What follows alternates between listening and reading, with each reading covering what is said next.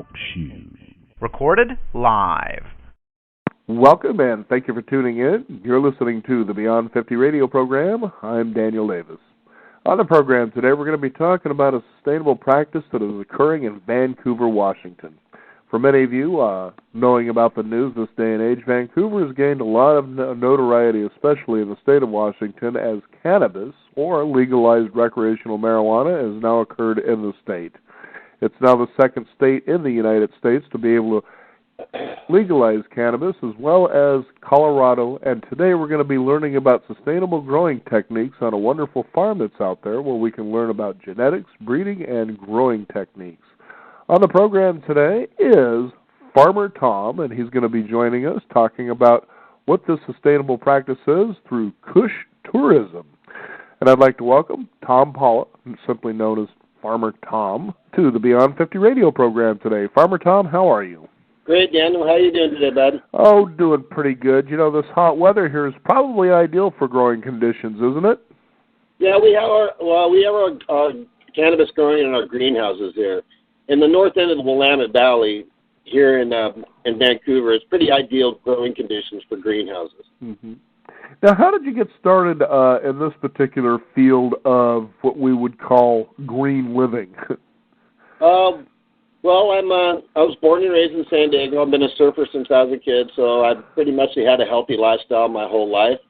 And I've been a landscaper my whole life. I started planting plants and landscaping at the age of 12 in San Diego through a neighbor friend of mine. And, I've been playing in the dirt ever since. So as I got older and, found my wife Paula and stuff, organics and sustainability, this was key to our relationship. It was a key part of it. It was part of the interest that we had in each other. And we visualized the place like we have now. So this was in '99, so it's taken us a while to get here, but here we are. We're doing full spectrum. All the vegetables and all the cannabis are all grown the exact same way here on our farm. So that's how we got into it. I've been doing it for several years. I worked at a major fragrance and candle company here in Portland. We took it from a small company to $25 million. I was director of manufacturing when I left, and I just thought I could do something better for me and my family. And our goals always have been to have a sustainable farm where we can live and take care of ourselves the way we would like to take care of ourselves. We like to eat our own food and smoke our own cannabis because we think the plants react to us, give us what we need. So. Yeah, we certainly have done a fair share of shows when it comes to plant life and plant intelligence. So give us an idea of what that's like for you as you work with these plants. And as you said, they respond. It's like they're alive. They're intuitive. They know what's going on. Yeah, they do. I mean, cannabis is an intuitively medicinal plant in all aspects. Just like any other plant, when you plant it, you give it love and attention, and it reacts to you. So this being a healing plant, it's looking for how it can heal you. In our collective here, we have a medical marijuana collective garden here, and what we like to do is put pieces of each of our collective members in the garden so their residence is in the garden. So even if they can't physically be there themselves, a piece of them is in the room, putting out the energy and getting the energy back through the medicinal cannabis. Mm-hmm. Now, it's really interesting because I'm on your website right now. I believe and it has a lot of really interesting stuff on here, and it's kushtourism.com, and that's spelled with a K in the beginning, kushtourism.com. And what I noticed is that you actually have a video on there on cooking with cannabis. Tell us about that. Cooking with cannabis. So, yeah, I do one of the tours for Kush Tours, but, yeah, you can definitely cook with cannabis. You'd want to start out with some sort of cannabis extract, maybe a glycerin or alcohol tincture, and then kind of go from there. We can go a little bit more into like cooking with it and medibles and tinctures and that stuff if you want. We can go down that, and I can answer all those questions for you. Mm-hmm. Now, the history of marijuana or cannabis, if you will, is certainly an interesting one. Tell us about how far back it actually goes with its usage. Well, the usage actually goes back to biblical times. So they've been using cannabis, and cannabis has been a healing plant since Yeah, I think it was one of the essential plants for the planet forever. Mm-hmm. I know. I remember seeing a documentary, and it talked about even going back as far as India, and even as they talk about the Vedas, that it was part of the practice of using this in their spiritual involvement. Oh yes, definitely. Well, we all have this endocannabinoid system. It's a system that's built into our body. We can generally only access this endocannabinoid system through running. You know, the runner's high they talk about at that certain point, boy, you're feeling high. Well, cannabis, the cannabinoids in cannabis activate your endocannabinoid system and have really great healing effects on the body. Now, what kind of healing does it actually offer people? I mean, many people seem to be excited about the fact they get to get it recreationally, you know, as though they're going out and buying, for instance, a beer after work, that sort of a thing. But tell us about its healing properties. Well, I think it's all medicinal. All cannabis use is medicinal because it's good to feel good. And you can talk to any doctor, any physician out there. The best thing you can do for your health is feel good, laugh, be at a state of peace. And cannabis really helps you to do that. So just that fact alone is more than enough reason for people to, you know, who are up to it and who have a liking to it, or maybe they're in some sort of pain. Maybe they're sick and tired of taking these opiates. Maybe they're sick and tired of taking all these really harsh chemicals, and they want to try something a little bit more natural, you know. Try something where they feel good, something where they're not bedridden, where they can actually get up and participate in the world. Mm-hmm. This is what cannabis will do for the senior citizens of this country. Mm-hmm. Now, Farmer John, tell us about this tourism, that people can actually go to your farm and take a tour. What actually happens? How do we go about doing that? Well, you can sign up through Kush Tours, and then you come out to the farm, and I basically tell you my story, how me and my wife got together in a cannabis collective in San Diego, and it got raided in 1999, and I was arrested for 448 plants.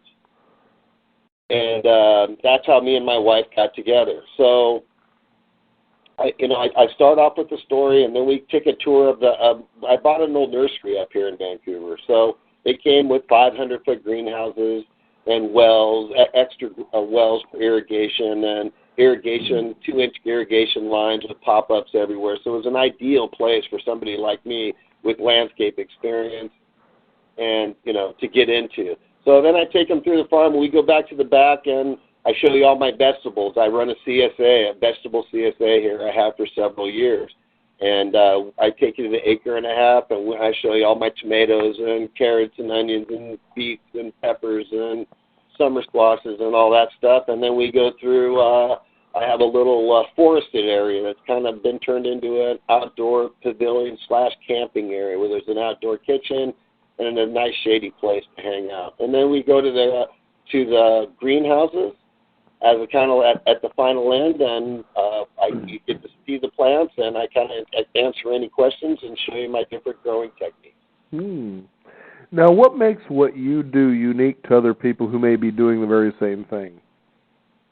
Well, nobody's out there public with what they're doing right now, except, you know, there's a few of us.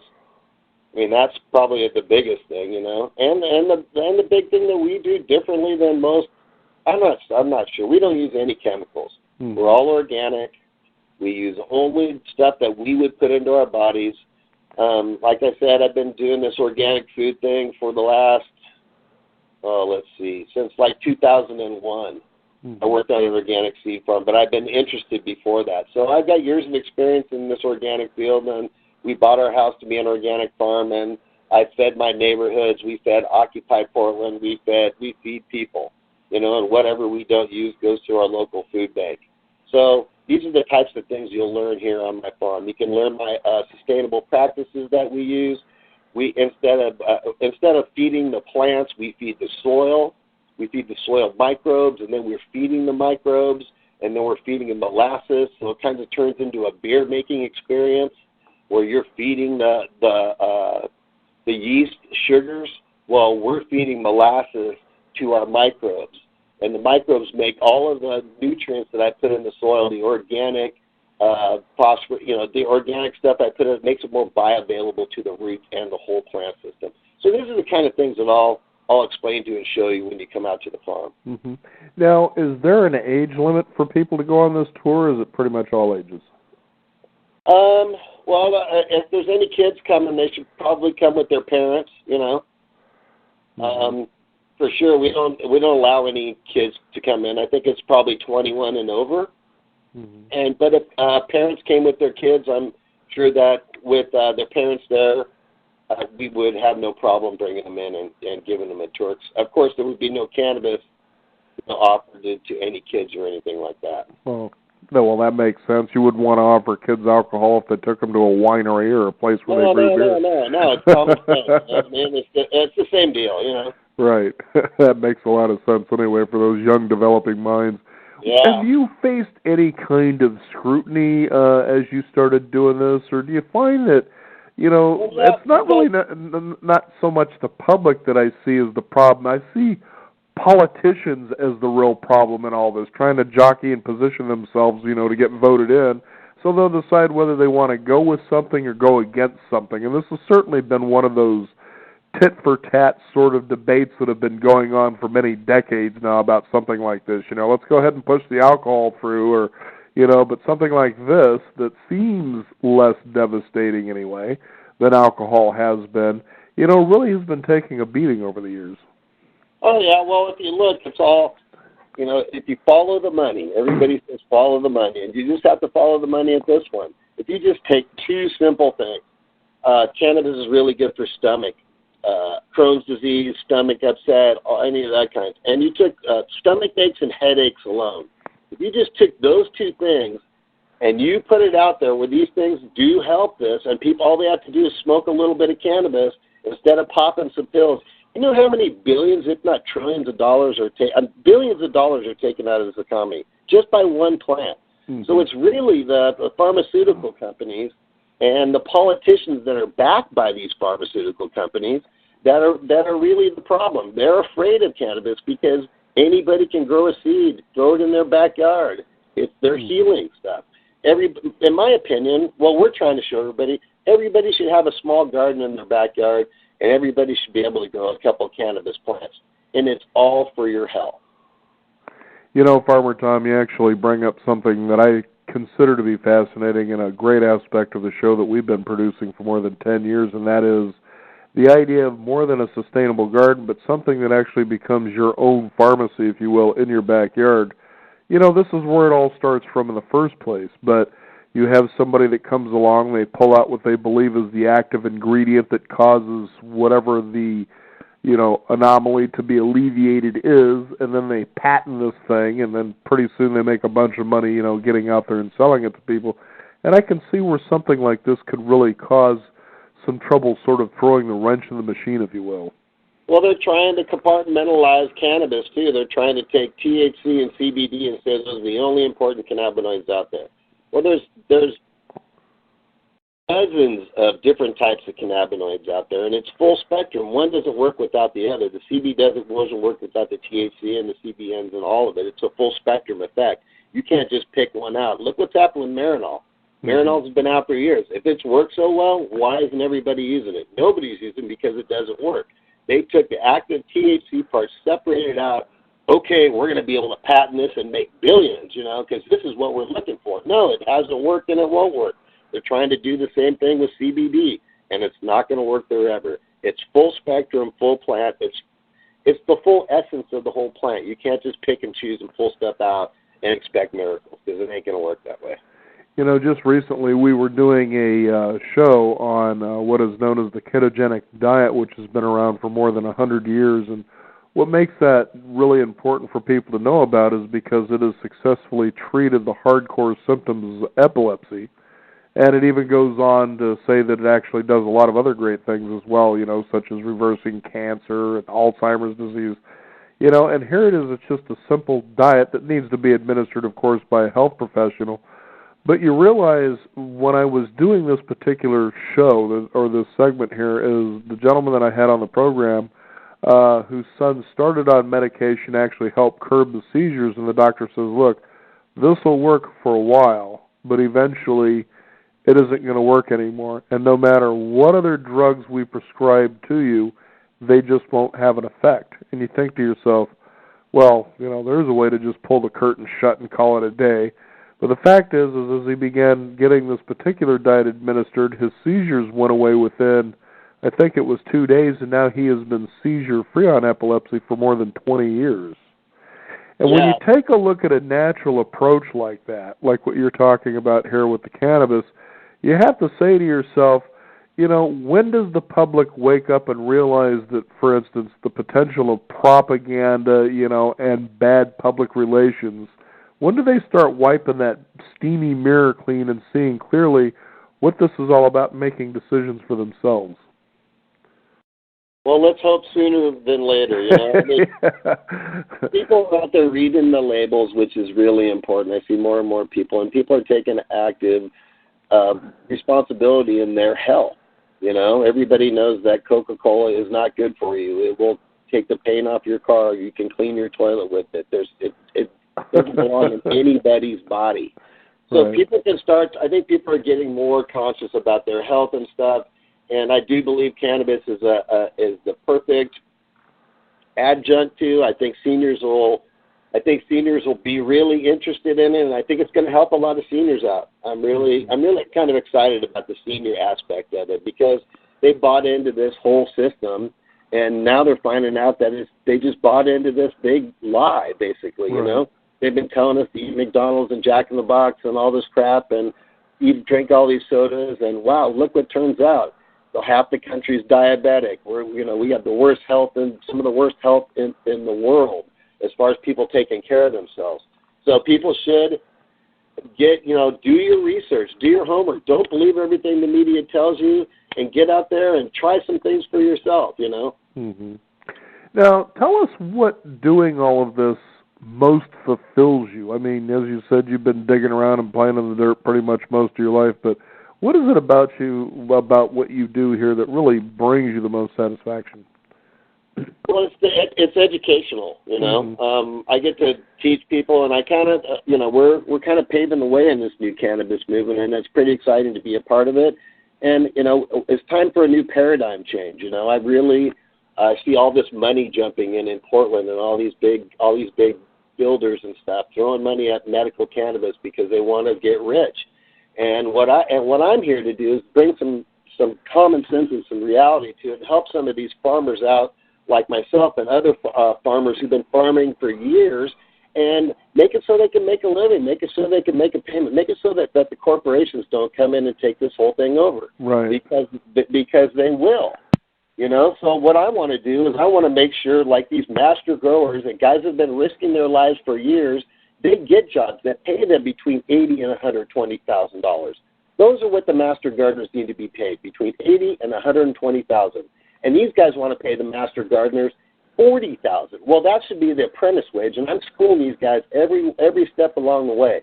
We're not going to let the farmer get screwed again and let these guys with these deep pockets come in and make all the money. No way. Mm-hmm. I think the other thing, too, that really has me concerned as they began to, or as it became legalized recreationally speaking, is a lot of people were excited, now, I can kind of go in there and just get it whenever I want to. And I thought, well, that's a nice short-term way of looking at it. But long-term, I see a problem being pretty, harsh, and that is the taxation on something that may spin it out to a point that, people won't even be able to afford it. I mean, take a look at cigarettes. Tobacco growing hasn't changed too much over the last 100 to 200 years, The manufacturing of cigarettes really hasn't changed all that much either, There's no technological advances that roll a cigarette any different than it did 10, 15, 20, 30 years ago. The difference is, though, is because every time our government wants to glean more money because for some reason they can't figure out how to solve problems, without money, as they find a way to add, tax revenue to something. So now a pack of cigarettes is like $5. Not that I'm a smoker, but I remember when I used to chew tobacco, I was paying something like 10 cents a can. Packs of cigarettes are $10. Well, I've seen them at $5. I don't know. I don't buy them, but I've seen. When I see $5, I've seen them. They're expensive for sure. Yeah, but the point I'm making is they found something they can attach a tax to, and they can do it as often as they want to and spend something out of control. And if a pack of cigarettes is $10, imagine what something like this is going to cost down the road when they keep taxing. Well, they've already started on taxing it up here in Washington. There's like a 90% tax on it. It's like 30% at each tier, Right. which is insane. So like right now already, I was at the opening day of the first legal cannabis store here in Vancouver, and they were selling 5 joints for $100, and they weren't big joints at all. They were little pinners. Right. And then they were selling 4 grams for $110. Well, that price is fairly steep. What's going to happen is they're going to need to take a 60% cut in the taxes here in Washington to kind of get closer to Colorado's tax schedule, and then the prices will come down. And I think people will pay between $10 and $15 a gram. That's pretty much what they're paying in the medical right now. And I think there's enough profit in it on all tiers for it to be profitable for everybody, and the small and the farmer who's growing all of it can make some money too. Mm-hmm. Now, how many people do you have that work on the farm that you're sustaining? It's just me and my wife, and then I have a couple friends that come and help out. Mm-hmm. Is it something that you see becoming like a CSA, such as you were describing about your vegetable farm earlier? Yeah, I do. I do a similar CSA style for my cannabis collective patients.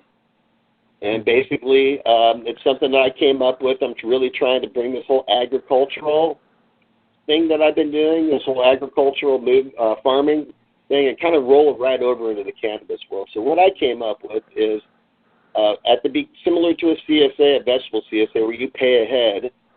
My cannabis CSA setup was you pay me $800 in the beginning of the season, and it gives me capital to run. And then at the end of the season, you gave me another $800. That's $1,600. And at the end of the day, you're paying. You invested in me. Now you're going to get a good return. You're going to get a pound for $1,600. That means you're getting an ounce, $100 an ounce. Mm-hmm. And in the stores, they're going to be closer to 4 or 5. Mm-hmm. So this is the kind of little things that I'm trying to introduce. I'm really trying to bring this whole old agrarian agriculture thing into the cannabis world and make some sense out of it, and not let the corporations come in and bully us and take us over. Now, what's interesting, too, when you consider how, when you talk about corporations coming in and taking over, and as they do, they get pretty sloppy about a lot of things, but the fact that you want people to sort of place their destiny in their own hands, especially when it comes to, sustainable agriculture, is you can see how, because of, at times, greed, it can discourage people to a point that they should be taking the action they should have been taking in the first place. Create your own garden. Yeah, hopefully we can set some new laws in place like they did in Colorado, so everybody can grow between 4 and 6 plants, everybody. Mm-hmm. And they can grow it in their backyards. If, the people who can't grow it, they should be able to grow it, because those plants will be more beneficial to them than some commercial plant that's packaged and sitting on a shelf. Exactly. Don't need any of that. You want your plants taking care of business, especially if it's your business. Now, Tom, thank you so much for being here on the program today. Give out your website and how people can find out more about getting involved, or at least going on the tours and the like. Yeah, we're here. You can find me on Facebook, Farmer Tom on Facebook. You can follow me there, and you can also follow me on Instagram, Farmer Tom Lauerman on Instagram. That's Farmer Tom Lauerman on Instagram. And you can, I'm out there, pretty much out there all the time. I'm a big activist here in the state of Washington. I fight for patients' rights. I also fight for small marijuana farmers' rights. I welcome anybody to come out anytime. And, I'd like to talk a little about juicing before we go. Do we have a little bit more time? We got a few minutes, you bet. Okay. Well, cannabis leaves and juicing. Juicing is a big deal, and everybody says that kale is a superfood, and kale is a superfood. But cannabis leaves make kale look pathetic. Oh, boy. Yeah, it's the superfood of all superfoods. and you haven't decarboxylated, you haven't heated it up, so there won't be any big psychoactive effect. So a few leaves in with your smoothie juice in the morning will definitely do some research on it. It's the best, most nutritious vegetable on the planet. Cannabis. Get out and try some, for sure. It's just so amazing when you realize that there are a lot of medical professionals that are behind what you're saying. They say a lot of positive things about, all of this. And it's just amazing. Like you said, you've been saying it consistently, and we certainly advocate this on the program here. Do your homework, do your homework, do your homework. It's easy to follow the crowd because you want to be, in with that crowd, but realize at the end of the day that whatever decisions you make, you have to live with, and so start making better decisions as you've been talking about. Yeah, do research on cannabis. Start looking it up. There's a lot of great information out there. There's a lot of great videos out there. The tide's really changing. The New York Times just came out yesterday and called for the legalization of cannabis throughout the United States in an editorial that was huge for us. I mean, we're winning on all fronts. There's definitely been a paradigm shift here, and I think cannabis is going to be legal across the nations within the next 3 years. So do your homework out there. Educate yourself about your health. My plan in the future is to write a little 30-page pamphlet and really get out into the senior community. I really want to educate seniors on the safety of cannabis and how to safely get back into cannabis or get into cannabis for the first time.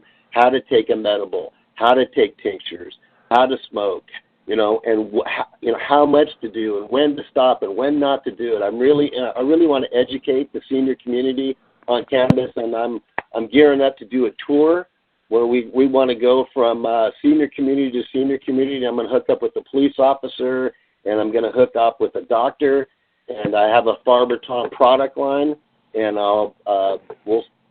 we're going to get out there and educate the senior community on the safety of cannabis and how they can take control of their health.